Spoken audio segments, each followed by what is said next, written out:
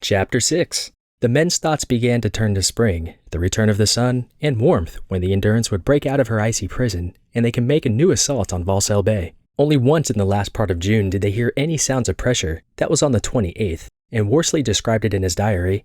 At times during the night, a distant, rich, deep booming note is heard, changing at times to a long creaking groan, which seems to carry a menacing tone. It starts up gradually but stops abruptly, and sounds best in the distance. The greater the distance, the better the sound.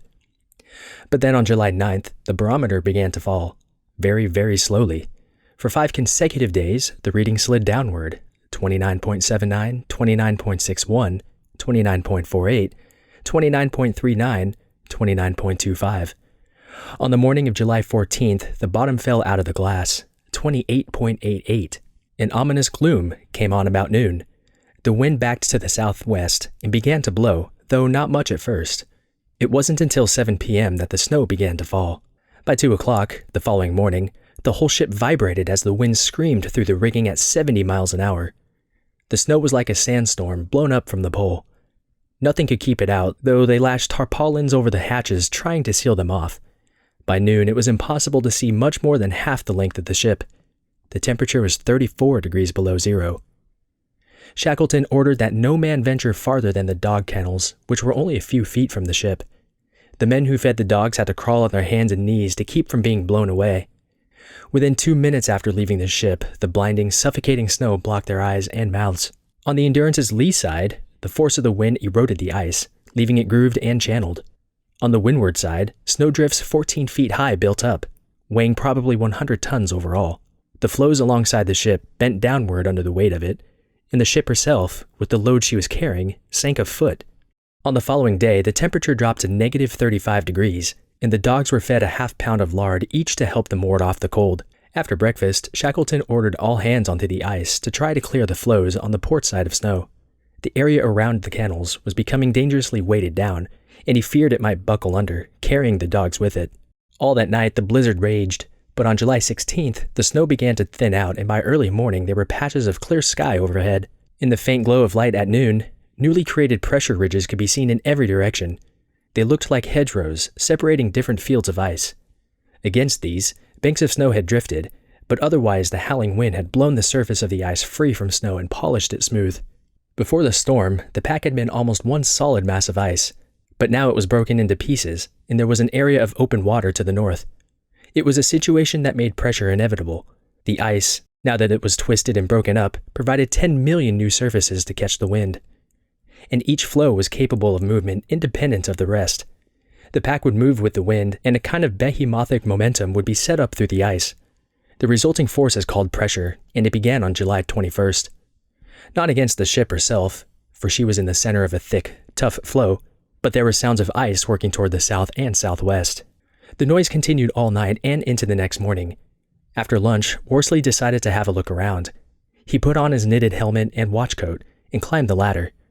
Almost immediately he returned with the news that their floe had cracked. There was a rush to grab Burberrys and helmets, and everyone dashed on deck. The crack was there, about 2 feet wide, running from the outer edge of the floe, where extreme pressure had jumbled one slab on top of another, to within about 40 yards of the Endurance's port quarter. The sledges were immediately brought on board and the sea watches set. A breakup seemed imminent. They waited all that day and into the night, and all the next day. No breakup occurred. The pressure could be heard all around, and occasionally they felt a heavy shock transmitted through the ice, but still the Endurance remained locked in the unbroken center of the floe. The crack on the port quarter froze over, and as the days wore on without any significant change in their situation, the sense of expectancy diminished. The sea watches were canceled, and sledging practice was resumed on a limited scale. Each time a party went out, they came upon pressure, and occasionally a demonstration of power, the like of which they had never witnessed before. On July 26th, Greenstreet went with Wild's team for a short run. Seeing some working ice, they paused to watch.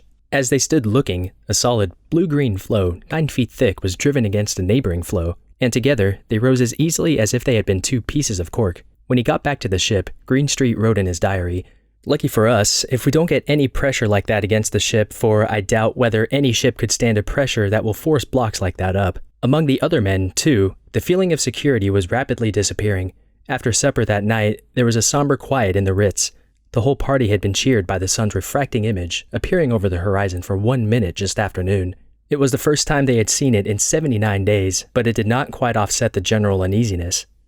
McNeish, who was never one to dodge the issue, came straight to the point in his diary that night that, the sun, means a lot to us now as we will have more daylight as we go along. We are looking for higher temperatures now, but we don't want this floe to break up until there is some open water, for it would mean the ship being crushed if we got adrift at present.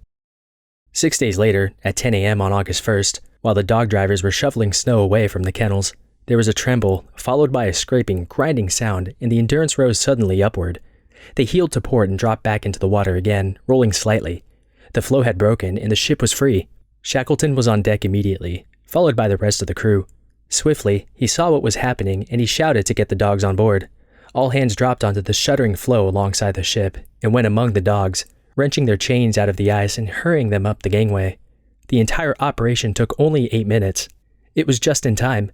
As the gangway was being hoisted, the ship moved violently forward and sideways, propelled by the force of the ice driving in and under her. The stout old floe that had protected her so long became an attacker, battering her sides and churning the little dogloos to bits against her. The worst of the pressure was toward the bow, and all hands watched in helpless anxiety as the floes below broke into fragments, reared up, and were overlapped by other fragments which smashed into the Greenheart, sheathing along the waterline. It went on for 15 agonizing minutes, and then, driven from astern once more, the Endurance's bow slowly climbed up onto the floe ahead. The men could feel a rise, and a spontaneous shout of relief went up. For the moment, she was safe. The ice near the ship remained under intense pressure until shortly after noon, and then settled down. The Endurance remained perched atop the ice with a 5-degree list to port.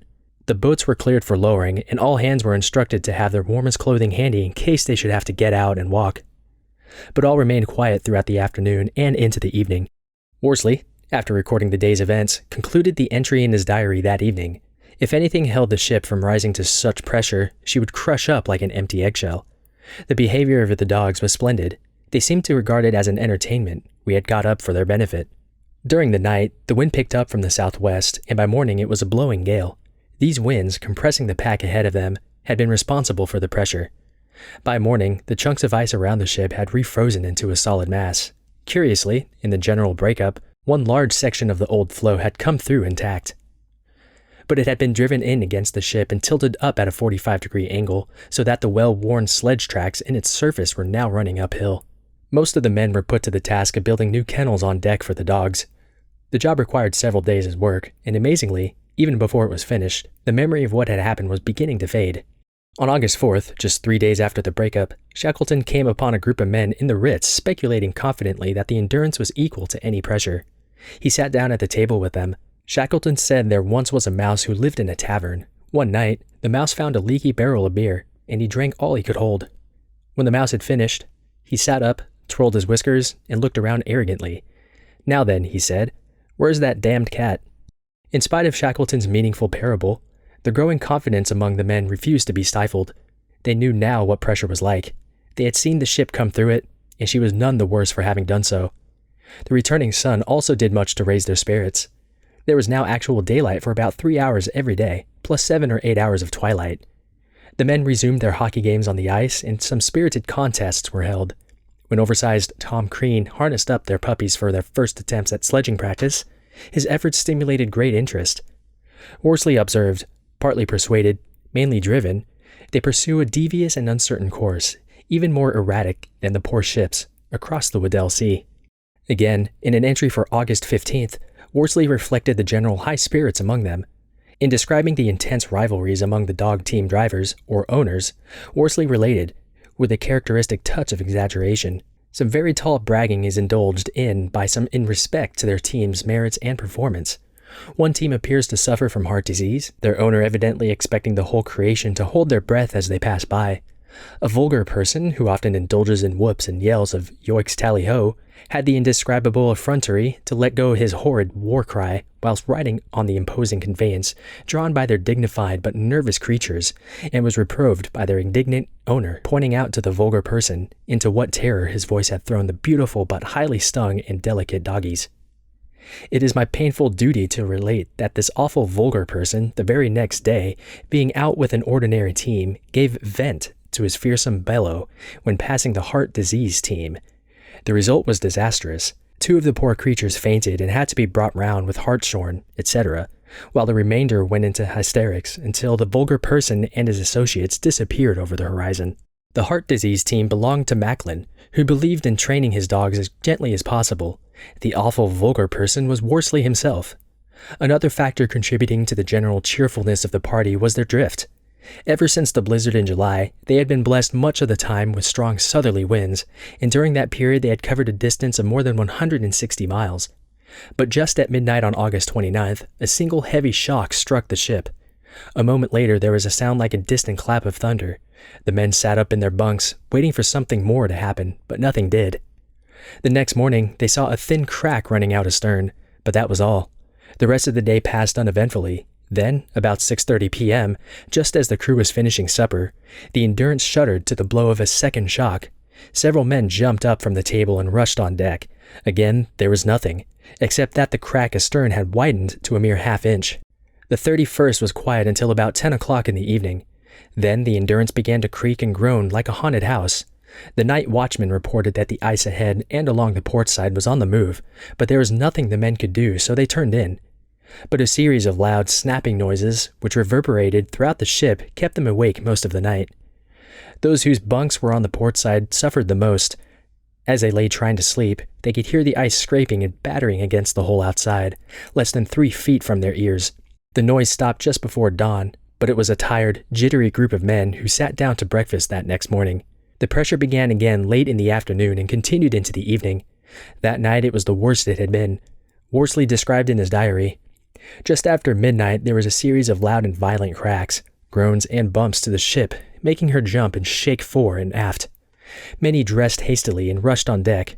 Personally, I've got tired of alarms against which we can do absolutely nothing, so when the loudest crash came, I listened to make sure there was no ripping, tearing sound of smashing timbers was indicating an entrance of the ice into the hold, then turning over and went to sleep. By the next afternoon, the pressure had ceased and the Endurance had survived her second attack.